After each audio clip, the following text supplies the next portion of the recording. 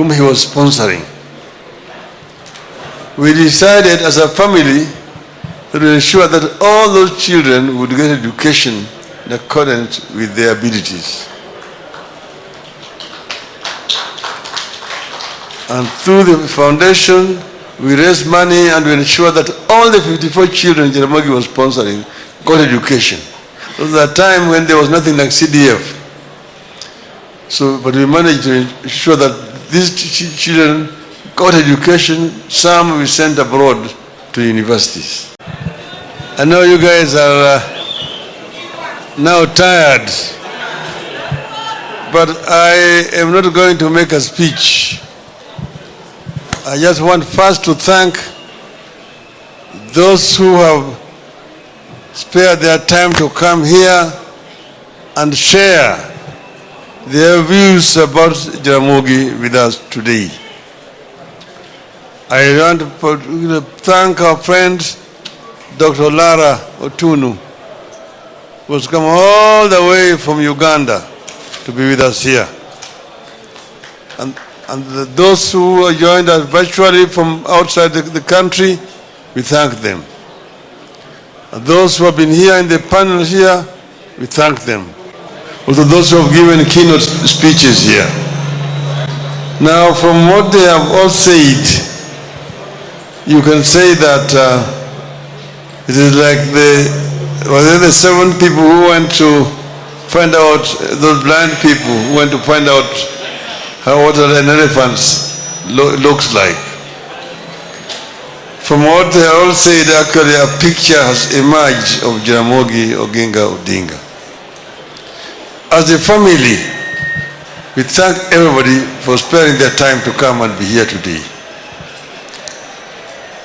This event would have been held 3 years ago, but because of the COVID, we decided to postpone it. And today was so important because this is the 30th anniversary of Jaramogi, why we decided that it must be held here today. Jaramogi was very many things, a very versatile character, very engaging when you want to talk to him, but very simple. It was very, very simple. We remember when we were growing up here in this town, Jaramogi just used to wear kinyasa and a color shoes. That was his standard dress in town. That's how he was known. And that is how he even went up to Legico. You will see, if you read the note in Uhuru, there is a place where they were now discussing the dress, Jaramogi's dress in bunge, how he should get into bunge. Eventually he won that and was able to be going to bunge without having to put up a tie. So but we're growing up as children, you know, he had been a teacher.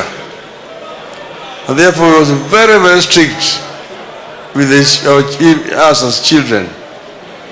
He wanted us to grow up like any other native children around. And we had it very rough, me and Uhuru here as children. But now, in retrospect, we are grateful to him that by treating us like ordinary people, we grew up as true Kenyans, and we therefore understood the problems the ordinary peasant children were experiencing in the rural areas. We were removed from schools here in Kisumu and taken back to a rural school down there. We lost 2 years of our education because of transfer from Kisumu to the rural home there. Because when we went there, they said we were too small to go to standard 3. So we had to go and start again in standard 1. But that was okay for us. We think that it was a good experience. It prepared us for life in the future. But Jaramogi, this other aspect of Jaramogi which has not been properly appreciated. Jaramogi the teacher. Jaramogi really wanted people to get education. And he spent a lot of his time and a lot of his money trying to promote education among the Kenyans. At the time he died, there were 54 children in different stages of education. Some were in nursery, primary, secondary, and university, whom he was sponsoring.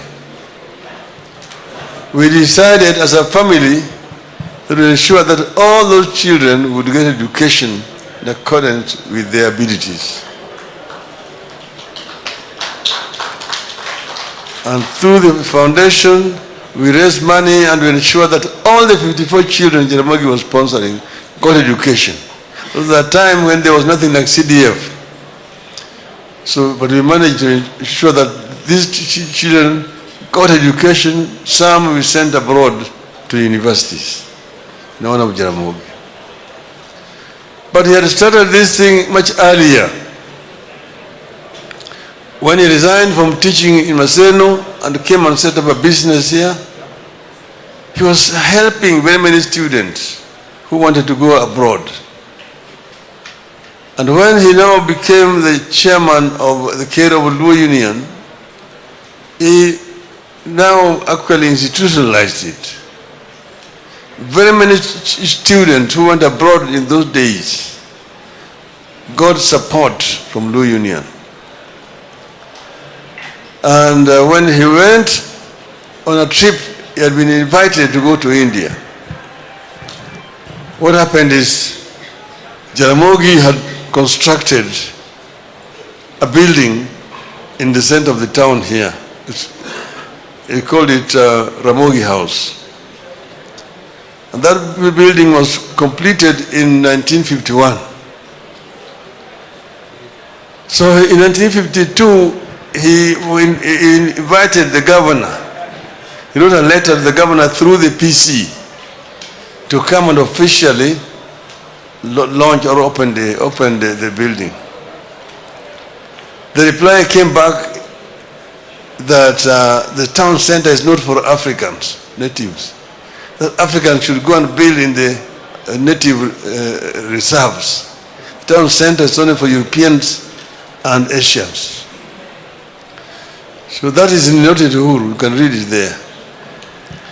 So after that rejection, he now wrote to the Indian High Commission.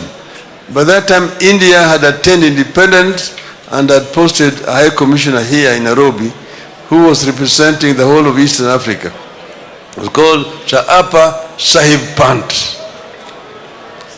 So Apa Sahib Pant accepted the invitation to come. So he came here to Kisumu to open the building. And when he looked at the building, he was so impressed that he said that people who are still struggling under colonial oppression can put up a building like this. He invited Jaramogi to go to India to see how Indians are working to reconstruct their country after independence. And that is how Jaramogi traveled to India. And in India, he spent 2 months in India. He traveled the length and the breadth of India, met so many people, the Minister of Education, the Minister for Culture, the Minister for Industries. He toured from Bombay to Delhi, to Bangalore, to Chennai, to Calcutta, to Srinagar, all part of India. Some by train, by road, by air. And when he came back, he wrote a book in Luo. It was called Dueche Areo e India. 2 months in India. He recorded everything that he had seen in India. That book was later on translated by an Indian friend of him, Ambubai Patel, into English. And the copies are available there. You can buy them. 2 months in India are available there. Noted Uhuru is also available there. Flames of Freedom is also available there. Anybody who wants can buy. In that book, he was so impressed. He met with the then Indian Prime Minister, Jawaharlal Nehru, and there are long discussions. And he signed an agreement there with the Indian government that he could send Kenyan students to go and study in India. So long as they get transport to go to India, they would get Indian government scholarship to study for free in Indian universities. So Jaramogi then came here and recruited Kenyans to go and study in India. He opened an office in that building called Jivan Bharat building where the Indian High Commission was, and put a Kenyan who had come from India at that time called Olwande Kodul as the secretary. To that scholarship program, many Kenyans went to study in India from 1953, 4, 5, 6, all that. People like from here, I can give you some names.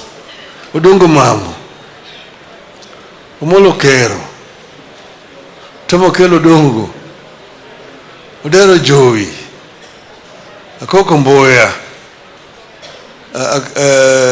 Mauro Keyo, and out there, Joe Karanja, who became the first High Commissioner in London, Vice Chancellor of University of Nairobi, and Vice President. Henry Waridi, the first Member of Parliament for Mukurweini. Kalembe Ndile was an MP for somewhere in Okambani. Omoto Kibwezi. Omoto Masahalia was Masahalia. We used to live together with him. Here he was working at Lutheran and near here company. SM Otieno. All those were students who Jaramogi sent to study in India. This is long before airlift. So the Indian package was much earlier than the airlift. And the airlift only had about 300 people. But then after that, Jaramogi traveled to the Eastern European countries. First, Jaramogi had gone on to attend a conference in Tokyo, Japan, a World Peace Conference. When he was at that conference in Tokyo, he met with the Chinese delegation. The Chinese delegation invited him to go and visit China, and he accepted. That is how Jaramogi went to the East. When they went to China, they went first to Shanghai. From Shanghai, they went to Peking, those days, now Beijing. And he met with Mao Zedong and Xu Enlai. And they had discussions, and they arranged for him to go to other parts of China to go and see how China were working to develop their country, Chinese. He went to several provinces of China. From there, they arranged for him to go to Moscow. By that time, the Chinese and the Russians had not disagreed. So they're the ones who made arrangement for him to go and meet with Nikita Khrushchev, then the president of the Soviet Union in Moscow. So he went from Peking to Moscow and had discussions with the leadership of Soviet Union. First, in Beijing, they agreed to support the liberation movement in Kenya. In Moscow also, they agreed to support the liberation movement in Kenya. From Moscow, he flew to London. At Heathrow Airport, the immigration saw the stamp of Peking. They did not mind about Moscow, but Peking, the Red China. So he went to China, yes. You know, he was holding a British passport. At that time, everybody was a British subject. And the British citizens were not supposed to go to Red China. So the guy just did not say anything, but noted and I think reported to the immigration. He went into the town. But from there, when he came back to Nairobi and landed at Jomo Kenyatta airport now, then Embakasi airport, the passport was impounded. They took away the passport. They did not give any reasons. So there was a headline, Jaramogi's passport impounded. So the matter was raised in the Legico, and there was a long debate over it. The majority of members of parliament at that time were whites, and they were saying how Jaramogi was playing about with fire. One was called Group Captain Briggs, one was Sir Michael Blundell, and one was called N.S. Vasi. And all of them were condemning Jaramogi and saying that Jaramogi was playing with what he did not understand. He who rode on the back of the tiger ended inside the stomach of the tiger. So one said, Mr. Odinga should know that men much more intelligent than him have tried and have failed, and he will fail. So when Jaramogi rose to respond, he told the gentlemen who were talking that, look, even me, before I went to China, I was as ignorant as you people about China. But what I saw in China was an eye-opener to me. China is the country with the biggest population in the world. At that time, 540 million people. But in China, I did not see any people walking naked. Everyone was clothed. In China, I did not see people who are unemployed. Everybody was employed. In China, I did not see people hungry. Everybody was eating. China was able to feed 540 million people. We have no beggars in China. So if that is what's communism, then communism is food. It's like food. That's what Jaramogi said. You can see it in the Hansard. Tomorrow, headline East African Standards. Communism, my food, says Odinga. How Jaramogi had the tag of being a communist. Jaramogi never studied Marxism-Leninism at all. He did not. But when Jaramogi was just being realistic at that time. Now what indeed he negotiated scholarships with those countries for Kenyans. At that time, it was not easy to get a passport if you are going to study in those countries. So the Kenyans who had moved out and had been denied opportunity to go and study in Rome, and they had gone by foot through Uganda and through South Sudan to Khartoum, negotiated and opened an office in Khartoum, and then went also up to Cairo and opened an office. Jaramogi met them, and through that connection, he opened an office in Cairo, and he was able to meet the Egyptian president, Mr. Nasser. But I wanted to tell you that when his passport was impounded here, he got a passport, international passport from Kwame Nkrumah, president of Ghana. another one from Gamal Abdel Nasser, president of Egypt. She had 2 international passports. So he went there, and in Cairo they set up an office operated by the late William Odhiambo Kelo, Werambitho, and Abdallah Karungo. And then they opened up another office in London, operated by Otiego Thiel. In London, Nkrumah bought a building called Africa Unity House, which building he dedicated to the liberation struggle on Africa. And all Africans who had a problem in London could go and stay in that building. And he asked Jaramogi to give him somebody to manage that building. Jaramogi gave him a Kenyan who had been a student in London and had not come back, called Otiego Thiel, became the manager of Africa Unity House. So now the Cairo office was the one that was liaising with all these countries: Hungary, Czechoslovakia, Poland, Romania, the Soviet Union, Yugoslavia, and China and so on, about scholarships. So Kenyans really needed to get to Cairo. From Cairo, you now be able to travel to get a scholarship to study for free in all those countries.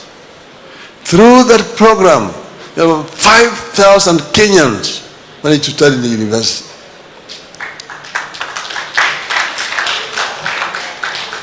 That was Jaramogi's initiative, which has never been recognized or appreciated, because people highlight only the 300 or so people who were taken by airlift and from Embakasi to New York. But there's nothing, it's a drop in the water of the ocean by comparison to many Kenyans who studied through Jaramogi's initiative. First in India, then in those other countries, then in the UK, in the United States. People like Hira Lingweno studied in Harvard. He was sponsored by Jaramogi. Washington Jalango Kumu was sponsored by Jaramogi to go and study in Harvard. Jaramogi sent very many students to the United States also, and also to other West African countries, Ghana, Egypt, and so on and so forth. This is an aspect of Jaramogi's contribution that has never been appreciated, and I wanted this to also go on record. Jaramogi as an educator. So therefore, I really want to thank you all for coming to help us remember Jaramogi. Asanteni sana. Mungu awabariki.